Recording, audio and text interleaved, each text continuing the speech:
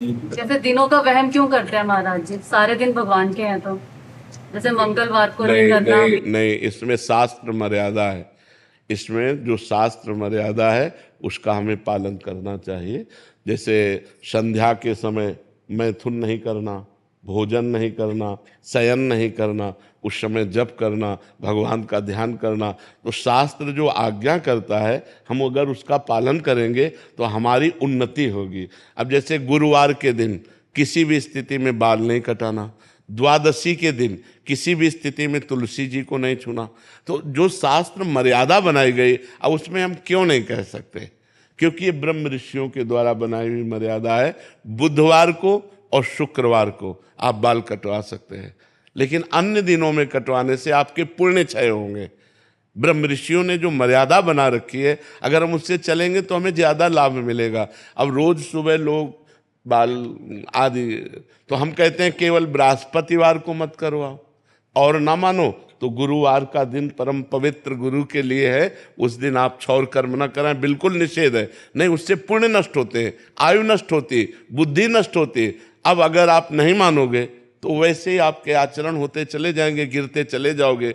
देखो, आप सब लोग यहाँ क्या देखने आए हो, हम आपको बता रहे हैं।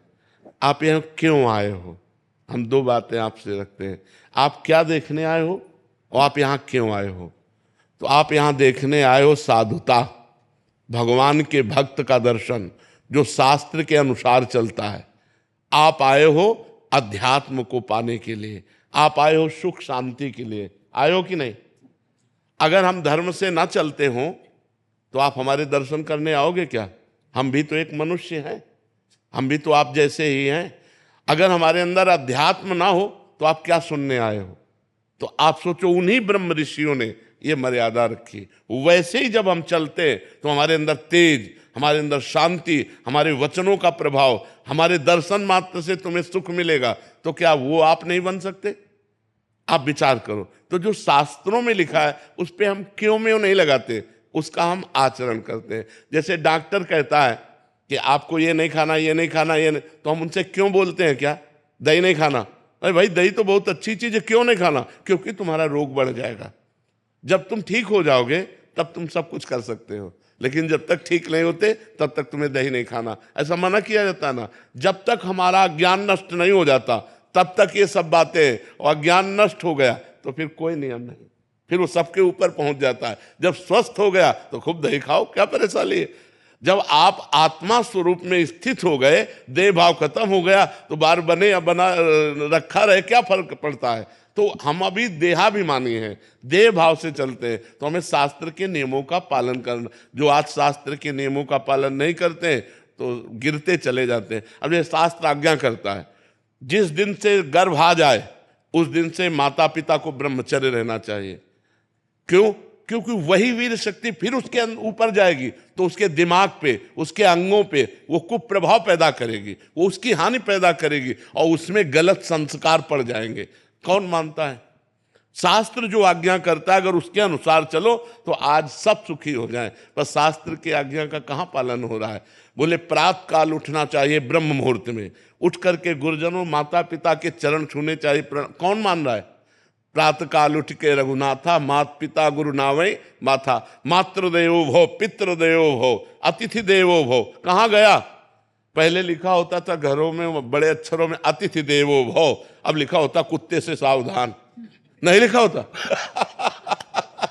तो हमारे जो शास्त्र कहते हैं उस पे हम क्यों लगाने का अधिकार नहीं करते?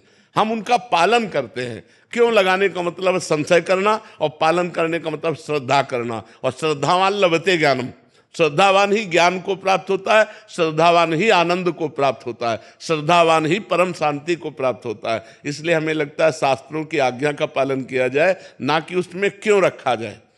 बस समझना है, हर भाव को समझना है। शास्त्र मर्यादा है। जैसे देखो, कहते हैं हम सब एक हैं, हम भी कहते हैं सब एक हैं। अब एक पिता के दो पुत्र हैं, एक बड़ा एक छोटा है। अब छोटा वाला बड़े के पैर छूता है, छूता है ना। अब ये मर्यादा है, शास्त्र मर्यादा है। तो देखो कितना अच्छा लगता है अगर छोटा वाला अकड़ के कर दे कि जिस बाप से तुम पैदा उसी बाप से हम पैदा हैं, क्या कमी है जो हम तुम्हारे पैर छुए?